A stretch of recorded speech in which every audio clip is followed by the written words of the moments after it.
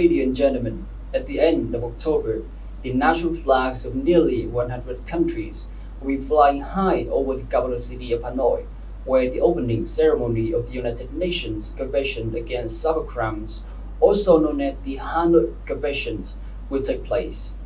For the very first time, a United Nations Convention bears the name of a Vietnamese location, affirming Vietnam the imprint on the global map of international corporations. Hosting these landmark events demonstrate that Vietnam is a responsible host nation, a friend, a reliable partner, and an active, constructive member of the international community, ready to contribute to global peace, stability, and development in line with the United Nations Charter and international laws. To better understand the significance of these conventions and Vietnam's contribution, today we are honored to welcome two distinguished experts, Mr. Nguyen Hữu Phú, Deputy Director General, Department of International Laws and Treaties, Ministry of Foreign Affairs of Vietnam. Good morning, thank you. Mr. Glenn Pritchard, Chief Cybercrime and Technology Section, United Nations Office on Drugs and Crimes, UNODC. Thank you. Mr. Nguyen Hữu Phú, the Hanoi Convention created a new legal foundation for global digital securities. So how do you assess the importance of international corporations in the global fight against cybercrimes, a threat that increasingly infiltrates every aspect of our life? Thank you for your questions. First of all, we talk about modern life, and I believe that most of us today live with smartphone on our hands. And according to statistics, Vietnam has around 78 million active internet users, meaning like three quarters of our population is using information technologies.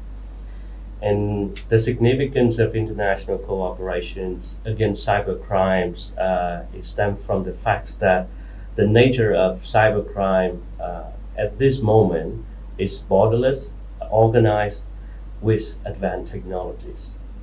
Cyber criminals are using infrastructure in different countries with a very sophisticated organizations, and they are using the most advanced technologies to commit cybercrime. This puts every single nation in the world at disadvantage, and we need to cooperate with each other. That's why this treaty is significant in that aspect. The more society and technology develops, the more security risks people are exposed to.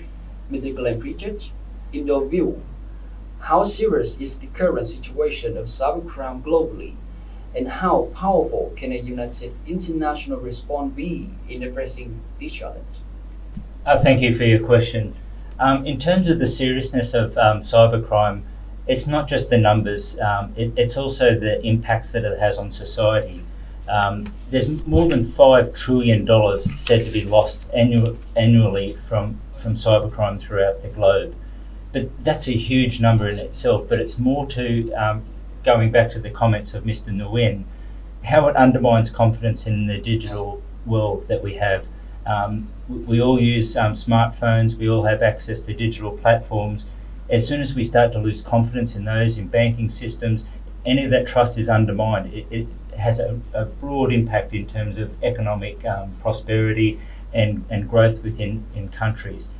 It's also taking $5 trillion out of the economy, out of economies across the world that should be put into infrastructure, into hospitals, into schools.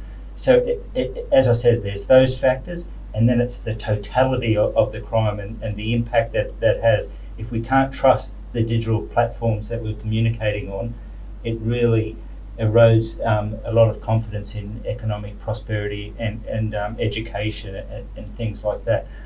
And the challenges are immense. It's a borderless crime. Traditional crime used to be, you used to have to look for criminals that acted in your neighbourhood, and you'd look for who were the people acting suspiciously in your neighbourhood. We are now in this global cyberspace where you don't see who your neighbours are, who are the people who are likely to be looking to take stuff and defraud you. So it just opens up the whole dimensions of criminality and makes us need to look at it through such different dimensions as we've traditionally looked at crime.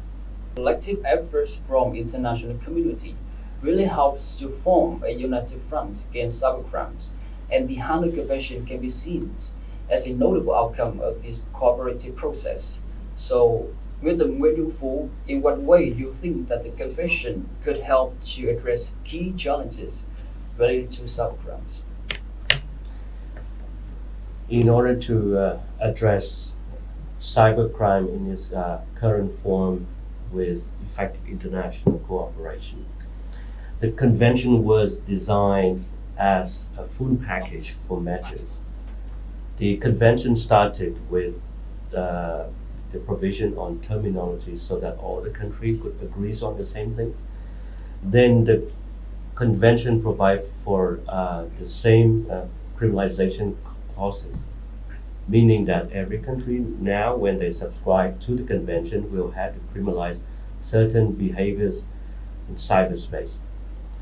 Next, the convention provides for procedural measures for law enforcement agencies, meaning that from now on, police or law enforcement agencies will have the power to get the data from relevant stakeholders. Next, the convention provides for effective international cooperation mechanism where the country could talk to each other, could share data, even could have investigation together.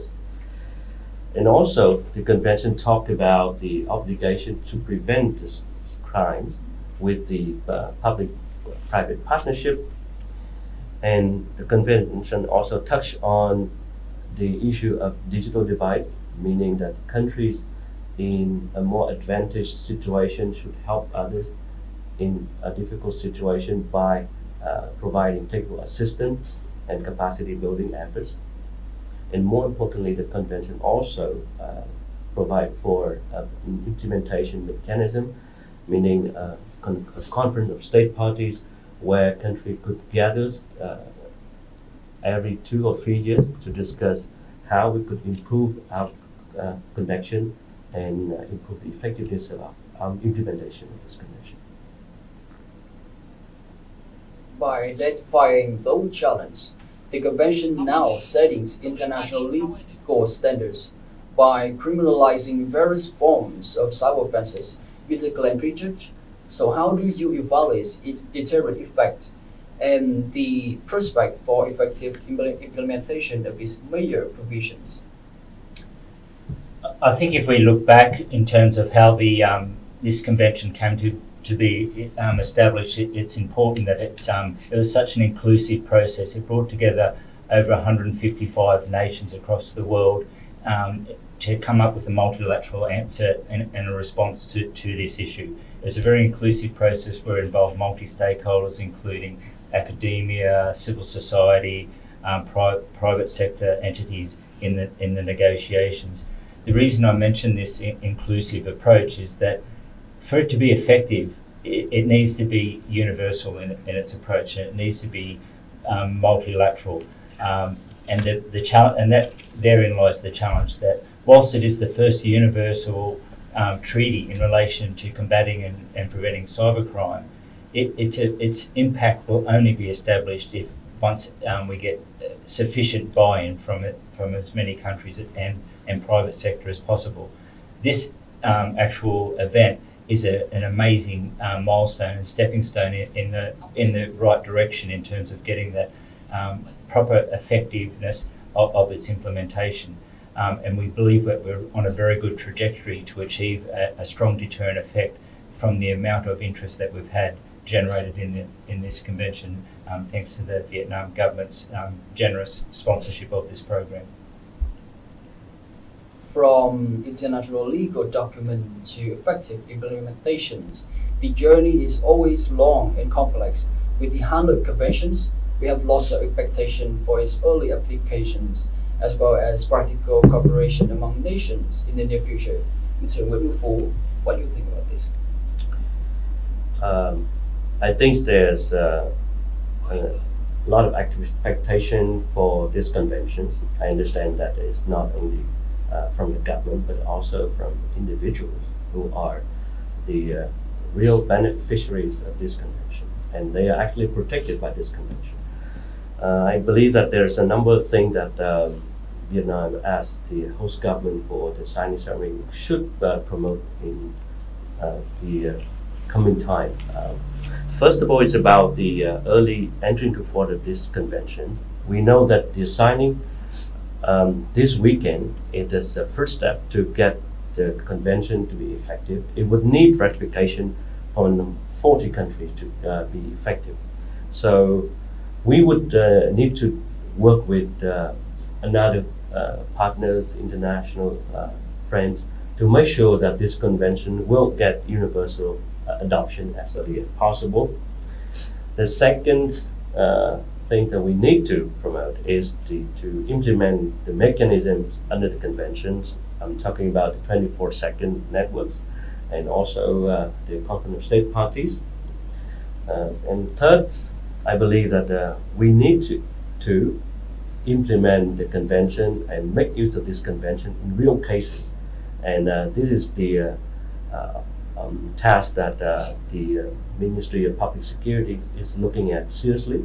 And they are hoping that in a very short period of time ahead, they could use this convention to solve serious crime that is happening in the country right now. Mr. Pritchard, from what Mr. Fu has mentioned, how do you see the potential opportunities as well as challenges lie ahead in the roadmap for the convention, the implementations? As mentioned, there's a few steps before we can operationalise the intent of this convention. First, we have to go through a signing process and get a commitment from countries to the intent of the convention. Next, we then need to go to a ratification process. Each country needs to be ratified. That process will take some effort. What normally is required is for countries to consider their own legal frameworks to see that it's in line with the articles of the convention, and many countries have a strong, robust legal framework. But the issue is that we need a global, consistent legal framework. So whilst each country in its own sovereignty will look at its cybercrime laws, the approach of this is that we're trying to find a consistent level playing field to share internationally information in relation to cybercrime. So there's a lot of challenges in terms of how do we get to a point where we are fully effective, and Mr. Fu mentioned that we needed 40 countries for ratification for it to enter into full force, but we obviously need to go much further than that for it to be universal in its approach. And a chain is only as strong as its weakest link. So if we don't have a big body of countries and everyone buying into the process, it will dilute the impact of the convention. So there's challenges in making sure everybody understands the true benefits of the convention, that it's there to make preventing and combating cybercrime more straightforward for member states of the United Nations, and also make the community a safer place, and particularly the digital space much safer. Okay, I want to ask on this point, from discussion I had with law enforcement, they think they concern most about international cooperation in cybercrime under this convention is about the availability of data. Everyone is talking about sharing data, but the law enforcement is not the one holding the data. It's actually the service providers having the data and has the obligation to retain and share the data. So every country, when they sign up to this convention and in their ratification process, will have to make sure that their law enforcement has the abilities to reach out to service providers to get the data needed for the investigation. So from the data retained and stored, and now they could share with others, that will make the international cooperation effective. Vietnam is well aware that given the borderless nature of cyberspace, effectively combating cybercrime requires solidarity, cooperation among nations, and especially adherence to the rule of law. With that in mind, Vietnam made every effort to become the host country of Hanoi Conventions and fully prepare for these events. So, Mr. Phu, from your perspective, what does the Hanoi Convention signify in terms of Vietnam's contribution to shaping international laws in cyberspace? Thank you for your question. I think so. I would like to present a longer shot of Vietnam engagement with international law in the last 10 years. We had the first Vietnam member International Law Commission in the United Nations in 2016. And Vietnam is now campaigning for the first international judge as International Tribunal for the Law of the Sea. Vietnam also took part in a number of International Court of Justice proceedings. So from the foreign policy perspective, Vietnam considers international as a pillar of its international engagement. And when it comes to cyberspace, this convention will be the first treaties governing our behaviors in cyberspace. So this convention is important in a way that has created for the first time a balance between digital sovereignties and the protection of online human rights. And also it had created for the first time a balance between the rights and obligation of states, enterprises, and individuals as users of the digital space. We believe that Vietnam is now taking a lot of initiative internally to govern its domestic cyberspace, and this work creates lessons for international communities. So we are hoping that with our lesson and our success in securing our national cyberspace, we will be able to promote the lesson at the international platforms such as United Nations. So we believe that in the future implementation of this convention, there's a number of issues that remain to be negotiated, like exchange of electronic evidence, provision of assistance, or further criminalization. Those issues will be negotiated, and Vietnam could play a big role in this process. Given the fact that the Hanoi Convention takes place in the capital city of Vietnam, the city of peace, so what does this what message does it convey, Mr. President? Thank you for your question. I take the starting point that peace and security is at the heart of what the United Nations does. So it could not be a better match to bring it to a city that recognises peace as such an important principle from which it stands. It also resonates a stronger sense of commitment by Vietnam government in relation to its ability to bring together the nations of the world in a multilateral setting and be the launching pad for this new treaty. We see this reflects more broadly on the aspirations of Vietnam, and we're very, very happy to be here, and we're looking forward to the signing ceremony this weekend. The multilateralism plays a key role in maintaining a stable, peaceful environment for states to coexist and develop sustainably across various aspects. So how does the Hanoi Convention illustrate the enduring value of multilateralism in addressing global challenges in the field? Thank you for your questions. I think the multilateralism is alive and strong, as witnessed in the adoption of the Cybercrime Convention. I come back to the moment when 150 nations gathered and decided that they would adopt the convention without a vote. And this is a significant moment because before that moment there was a heated debate whether this provision is acceptable to one camp and that provision is not acceptable to the other camps in the negotiation. But in the end, everyone agreed that we need a common instrument to fight a common threat.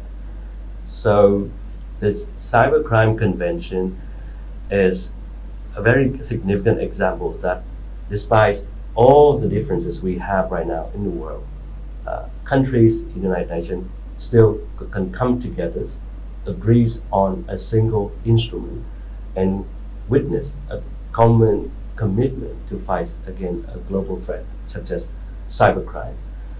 And I understand from a lot of negotiating delegation that everyone agrees that cybercrime for now is beyond the capacities of any single nation to control and deter, even the strongest one.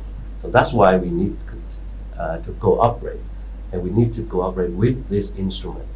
And I believe that multilateralism has been a success at the UN with these examples of the Cybercrime Convention. The Hanoi Convention can be seen as a landmark of Vietnam multilateral diplomacy, carrying significant political meaning. Mr. Pritchard, from the momentum of Hanoi Conventions, how do you think it reflects Vietnam's growing contributions and evolving position within the United Nations framework? Thank you for your question. It's not by coincidence, I don't think, that the week actually has the Secretary General of the United Nations coming here, and also to participate in the United Nations 80th anniversary that will take place here in Vietnam, hosted by your government. This is, I think, for our Secretary General to put that trust and faith in the Vietnam government to celebrate the 80th anniversary of the United Nations here in Hanoi. It cannot show in a stronger way the trust that we have in the Vietnam government and its role in terms of multilateralism within the United Nations.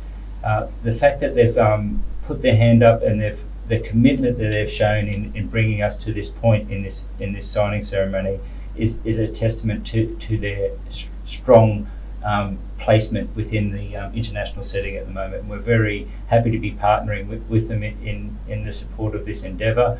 And obviously this is the launching pad of something that we see as much greater going forward in terms of our partnership and cooperation with the Vietnam government in relation to cybercrime. But we're here, we're going to make this work, and it will work. From Asia to Europe, from Africa to Americas, nations will come together to sign a historic legal document, a testament to their shared commitment to strengthen cooperation in the global fight against cybercrime. So before we conclude, may I ask both our guests, what are your expectations for the success of this important multilateral event hosted by Vietnam? What do you think about this, Mr. Phu? My expectation is that by the end of this week, Hanoi will be a landmark and a new international destination for cyber dialogue. And I hope that international friends, when they think of international cooperation in cyberspace, they think of Hanoi. When they think of digital transformation, they will think of Hanoi. And when they think of a country with results against cybercrime, they will think of Vietnam, and they will remember Hanoi. How are you, Mr. Pritchard? My expectations are slightly different. I'm looking at it from as a launching pad for something that we started. We always will look back in many years to come to say that something that we look at in maybe 5, 10 years and 20 years time, we'll say this started in Hanoi, and it was part of the genesis of something that is actually working, it's effective, and we'll always remember Hanoi for that starting point in the journey in relation to a universal approach to combating and preventing cybercrime. So yes, we have a lot of work in front of us internationally, and the United Nations Office of Drugs and Crime is well positioned to support countries in that journey, but we're really happy to have partners like Vietnam to start that journey with. Thank you. Ladies and gentlemen, with the insightful analysis shared by our two experts, we now have a deeper understanding of the significance of the Hanoi Convention the signing ceremony of the Hanoi Convention to be attended by the UN Secretary General and numerous leaders from all around the world will mark a milestone in Vietnam in multilateral diplomacy. Let us look forward to the historic event taking place in our beautiful capital city this October. Thank you very much for our guests for joining the program. Goodbye and see you again.